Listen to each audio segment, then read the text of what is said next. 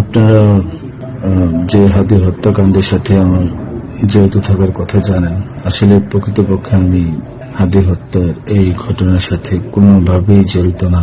এটা একটা মিথ্যা বানোয়াট, একটা চক্রান্ত, যার কারণে আমি দেশ ছেড়ে চলে আসতে বাধ্য হয়েছি। আমি দেশ ছেড়ে চলে এসেছি এখন দুবাইতে আছি। আমার দুবাইয়ের 5 বছরের মাল্টিপল ভিসা ছিল, যেভাবে হোক অনেক কষ্ট করে দুবাই চলে এসেছি।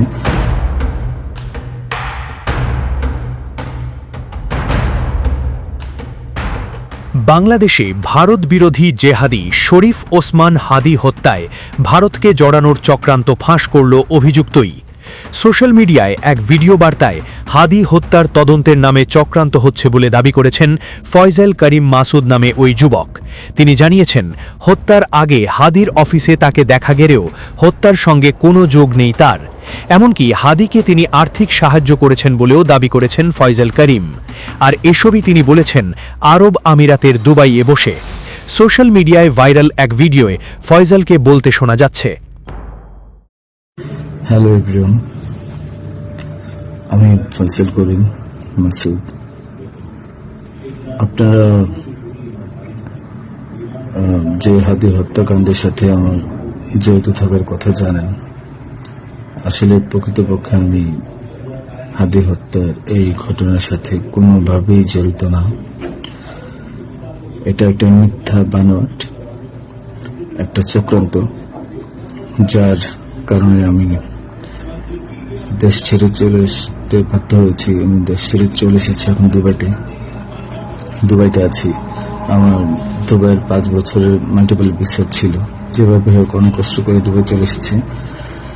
আর আপনারা এই হাদি হত্যাকাণ্ডের জন্য মিথ্যাভাবে আমার ফ্যামিলির সবাইকে জড়াইছেন। তাদের কোনো দোষ নেই, তাদেরকে আপনারা সবাই মিথ্যা হয়রানি করছেন। যেভাবে পারছেন সেভাবে অত্যাচার করছেন। আসলে এটা বলে বোঝানোর মতো না। আপনারা অনেক অত্যাচার করছেন, মিথ্যাভাবে তাদেরকে ফাঁসিয়েছেন, আমাকে ফাঁসিয়েছেন। হ্যাঁ, হাদির সাথে আমার সম্পর্ক ছিল। আমি গিয়েছিলাম তার অফিসে যাওয়ার পিছনে কারণটা হচ্ছে, আমি যেহেতু ব্যবসা করি, আমার একটা আইটি ফার্ম আছে, তো দীর্ঘ 10 বছর তো আমি বিজনেস করছি। এই আইটি ফার্মে অনেক কাজই হয়, সব সরকারি কাজ হয়। তো এখানে একটা কাজ ছিল অর্থ মন্ত্রণালয়, একটা কাজ ছিল আপনার খাদ্য মন্ত্রণালয়। তো এই দুটা কাজ নিয়ে আমি কথা বলতে গিয়েছিলাম। সে আমাকে পাইয়ে দিবে আশ্বস্ত করেছিল। আমি তাকে 5 লাখ টাকাও দিয়েছি, অগ্রিম চেয়েছিল। এবং তার এই যে আপনার যে প্রোগ্রামগুলো, এগুলোর ডোনার হিসেবে আমাকে থাকতে বলেছিল। আমি থেকেছি এবং তার প্রোগ্রামগুলোর জন্য যত টাকা লাগতো আমি দিয়েছি। এবং লাস্ট যেদিন শুক্রবার, ওই দিনে তাকে আমি 10,000 টাকা দিয়েছি তার ওই প্রোগ্রামের জন্য। এখন কথা হচ্ছে, আমাকে মিথ্যাভাবে ফাঁসানো হয়েছে। এগুলা যেহেতু হাদির সাথে জামাতের একটা কানেকশন আগে থেকেই ছিল, ও জামাতের প্রোডাক্ট, তো সেই জন্য জামাতিরা কোনোভাবে এই ঘটনা ঘটেছে। এই বাইকের মধ্যে আমি ছিলাম না, এবং ওই বাইকের চালকও আমার কোনো ছোট ভাই ছিল না। আমাদের দুজনকে মিথ্যাভাবে ফাঁসিয়েছে। এখন কি বলবো, এই জন্য আমার পরিবার ভুক্তভোগী। আমার পরিবারকে আপনারা মিথ্যাভাবে এত জঘন্যভাবে যে অত্যাচারগুলো করছেন, এটা আসলে কাম্য না। আমি এটার প্রতিবাদ জানাই, তীব্র প্রতিবাদ জানাই। এটার একটি সুষ্ঠু বিচার হবে।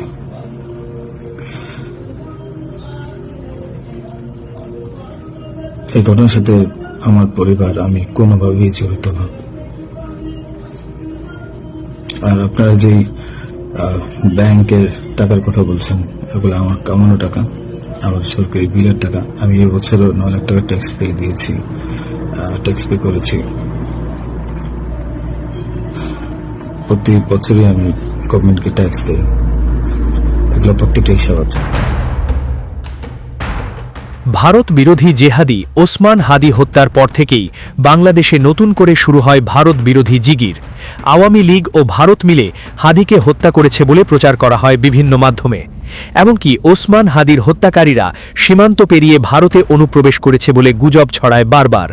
তাদের কয়েকজন ভারতে গ্রেফতার হয়েছে বলেও গুজব ছড়ায় বাংলাদেশে। কিন্তু ভারতীয় সংস্থাগুলি জানিয়ে দেয় এই রকম কোনো গ্রেফতারি হয়নি।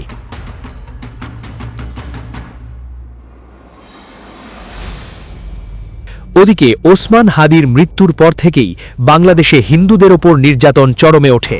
হিন্দুদের বাড়ি ভাঙচুর, অগ্নিসংযোগ, মারধর, লুটপাট কিছুই বাদ যায়নি। ময়মনসিংহের ভালুকায় পিটিয়ে আধমরা করে ঝুলিয়ে জীবন্ত জ্বালিয়ে খুন করা হয় দীপু দাসকে। রাজবাড়িতে অমৃত মণ্ডল নামে এক যুবককে খুন করে জেহাদিরা। সম্প্রতি বজেন্দ্র বিশ্বাস নামে আরও এক হিন্দুকে গুলি করে খুন করা হয়েছে বলে অভিযোগ। আর হাদি হত্যার পর বাংলাদেশে ভারত বিদ্বেষীদের এই তাণ্ডবের মধ্যেই নিজেকে নিরপরাধ বলে দাবি করে দুবাই থেকে বার্তা দিল অন্যতম অভিযুক্ত ফয়জল। ব্যুরো রিপোর্ট, মাধ্যম।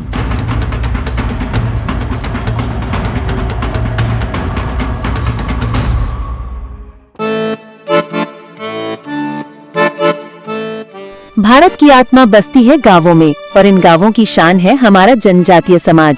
प्रधानमंत्री श्री नरेंद्र मोदी जी और मुख्यमंत्री श्री मोहन यादव जी के नेतृत्व में मध्य प्रदेश सरकार ने लिया है संकल्प सबका साथ, सबका विकास और सबका विश्वास। धरती आबा जनजातीय ग्राम उत्कर्ष अभियान ने जनजातीय अंचलों में विकास की गंगा बहाई है। प्रधानमंत्री जनमन योजना अंतर्गत ग्रामीण आवास, सड़कें, शिक्षा और बिजली सब कुछ तेजी से पहुंच रहा है गांव-गांव। 21 जिलों में 66 मोबाइल मेडिकल यूनिट से स्वास्थ्य सेवाएं अब पहुंच रही हैं दूरस्थ अंचलों तक। जनजातीय मेहनतकश भाइयों बहनों को मिला है उनके श्रम का उचित सम्मान। 30 लाख तेंदुपत्ता संग्राहकों को 115 करोड़ रुपए की बोनस राशि और मानदेय 3000 से बढ़ाकर 4000 रुपए प्रति बोरा। ये है गरीब कल्याण और सम्मानजनक जीवन की नई दिशा। नए भारत का सपना तभी पूरा होगा जब युवा सशक्त होंगे। इसलिए UPSC, PSC, GATE, NEET, JEE और क्लैट जैसी प्रतियोगी परीक्षाओं के लिए दी जा रही है निशुल्क कोचिंग। आकांक्षा योजना और विदेश अध्ययन छात्रवृत्ति ने हजारों सपनों को दिया है नई उड़ान। प्रदेश में स्थापित 126 बंधन केंद्रों से 30,000 से अधिक जनजातीय युवाओं को मिला है रोजगार। देश का पहला ट्राइबल हॉस्टल हो या सेना और पुलिस सेवाओं में भर्ती के लिए विशेष प्रशिक्षण, सरकार हर मोर्चे पर जनजातीय युवाओं को बना रही है आत्मनिर्भर। माननीय प्रधानमंत्री नरेंद्र मोदी जी के आदिवासी गौरव के संकल्प और मुख्यमंत्री मोहन यादव जी के अथक प्रयासों से आज मध्य प्रदेश का जनजातीय समाज शिक्षा, स्वास्थ्य, रोजगार और सांस्कृतिक संरक्षण हर क्षेत्र में आगे बढ़ रहा है। मध्य प्रदेश सरकार का विश्वास है जब जनजातीय समाज आगे बढ़ेगा तभी प्रदेश और देश आत्मनिर्भर भारत के सपने को साकार करेगा। सबके साथ, सबका विकास, यही है आत्मनिर्भर मध्य प्रदेश का संकल्प।